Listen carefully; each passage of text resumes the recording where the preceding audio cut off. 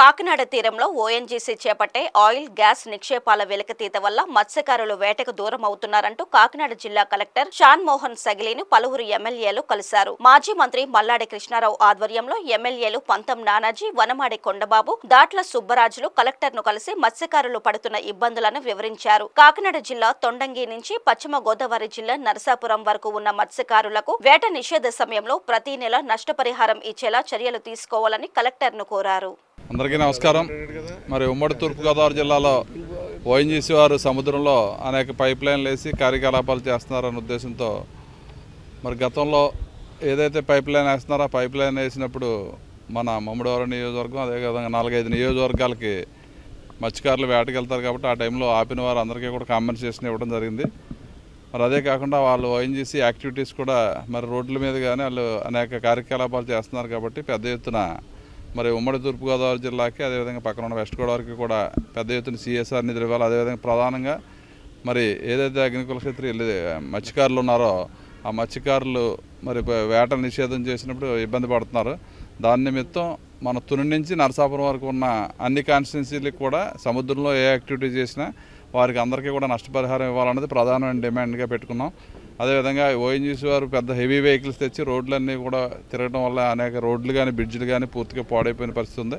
అవన్నీ కూడా వాళ్ళు చేయవలసిన బాధ్యత ఉంది, కానీ అరకొరగా చేస్తున్నారు తప్ప ఫుల్ ఫ్లెడ్జ్డ్గా చేయట్లేదు. కాబట్టి మా కృష్ణారావు గారికి పూర్తిగా దీని మీద అవగాహన ఉంది.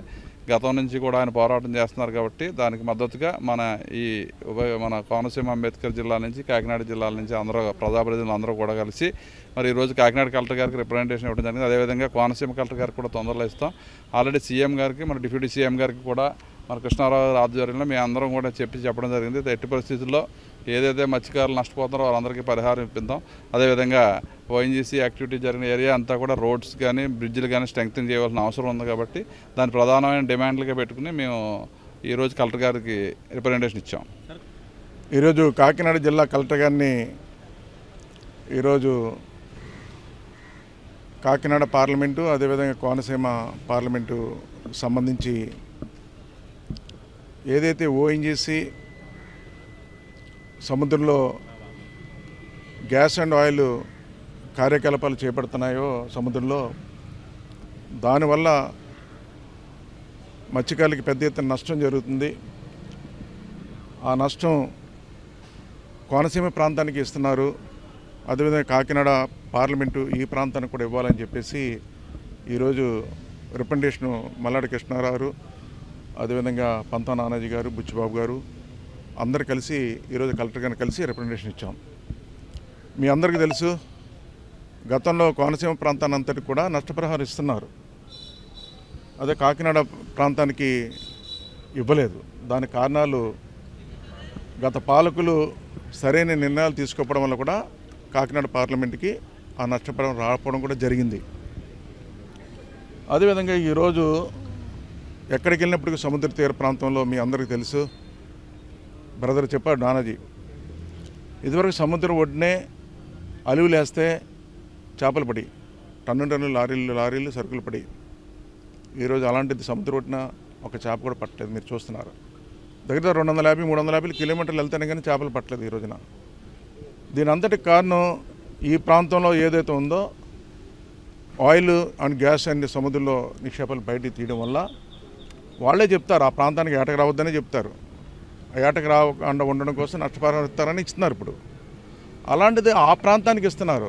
ఈ కాకినాడ పార్లమెంట్ ప్రాంతంలో అక్కడికంటే ఎక్కువ ఉన్నటువంటి ఏటాడే వాళ్ళు చాలా కొన్ని వేల సంఖ్యలో ఉన్నారు ఈ రోజున. అలాంటి వాళ్ళకి ఈరోజు అందరికీ ఇవ్వాలని చెప్పేసి ఈరోజు కార్యక్రమం చేపట్టడం జరిగింది. అదేవిధంగా సిఎస్ఆర్ ఫండ్స్ కూడా చాలా తక్కువ ఇస్తున్నారు. ఆ సిఎస్ఆర్ ఫండ్స్తో గ్రామాలు అభివృద్ధి చేసుకోవాలి, ప్రాంతాలు అభివృద్ధి చేసుకోవాలి, అవి కూడా తక్కువ ఇస్తున్నారు. దాని మీద పూర్తి సమాచారం తెచ్చుకుని మీరు న్యాయం చేయాలని ఈరోజు ఈ కార్యక్రమం తీసుకోవడం జరిగింది. అదేవిధంగా గతంలో ఈ విషయంలో ముఖ్యమంత్రి చంద్రబాబు నాయుడు గారిని కలవడం జరిగింది, పవన్ కళ్యాణ్ కలవడం జరిగింది. వారు కూడా సానుకూలంగా స్పందించారు. ఏదైనప్పుడు కూడా ఈరోజు కోనసీమ ప్రాంతంలో ఏ విధంగా నష్టపరిహారం ఇస్తున్నారో కాకినాడ పార్లమెంట్లో కూడా ఏదైతే మత్స్యకారులు ఉన్నారో అందరికీ అదేవిధంగా న్యాయం చేయాలని మీ ద్వారా డిమాండ్ చేస్తున్నాం. ఇవాళ రియలిస్టిక్గా గ్రౌండ్లో ఏం జరుగుతుంది అన్నది పూర్తిగా సమాచారం సేకరించి మనకి ఏం కావాలి అన్న దాని మీద ఒక స్పష్టతతోటి ఇవాళ కలెక్టర్ గారిని కలవడం జరిగింది. ఎందుకంటే మన చిన్నప్పుడు మనం చూసేవాళ్ళం, మన ఫిషర్మ్యాన్ ఎక్కడికో 100 కిలోమీటర్లు ఎక్కడికో ఫిషింగ్కి వెళ్ళేవారు కాదు. ఆ ఒడ్డునే అలి వేసుకునేవారు, లేదా ఒడ్డునే బోట్ వేసుకునేవారు, సాయంత్రం కావాల్సి సంపాదించుకునేవారు.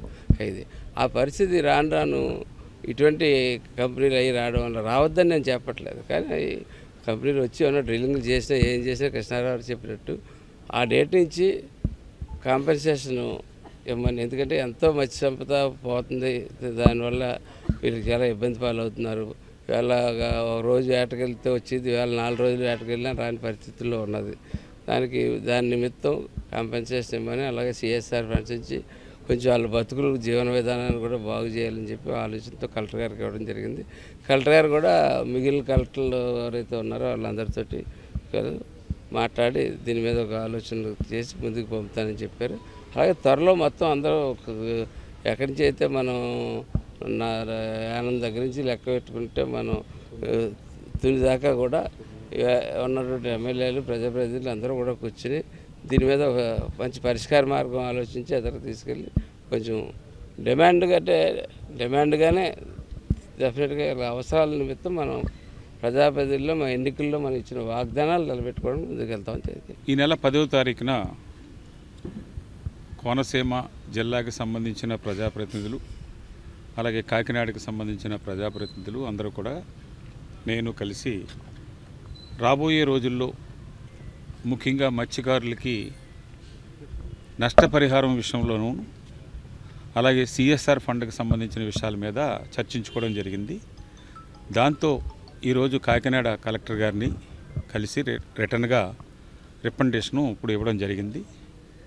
దాంట్లో ముఖ్యంగా కొన్ని నియోజకవర్గాల్లోనూ, ఆ నియోజకవర్గాల్లో కొన్ని ప్రాంతాలకు మాత్రమే నష్టపరిహారం ఇస్తూ ఉన్నారు.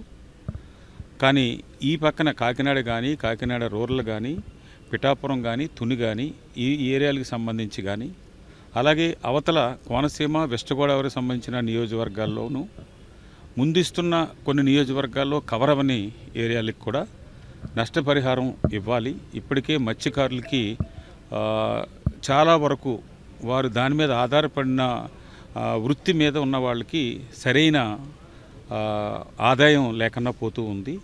అందుకని రాబోయే రోజుల్లో ఏ కంపెనీలు వచ్చినా కానీ వాళ్ళకి నష్టపరిహారం విషయంలో ముఖ్యంగా డ్రిల్లింగ్ చేస్తున్నప్పుడు, ఎప్పుడైతే డ్రిల్లింగ్ స్టార్ట్ చేస్తారో ఆ స్టార్ట్ చేసినప్పుడు ఆ డ్రిల్లింగ్లో ఇది గ్యాస్ పడిందని కానీ వచ్చినప్పుడు ఏ డేట్నైతే మొదలు పెట్టారో ఆ డేట్ నుంచే ఇవ్వాలన్నది ఒకటి.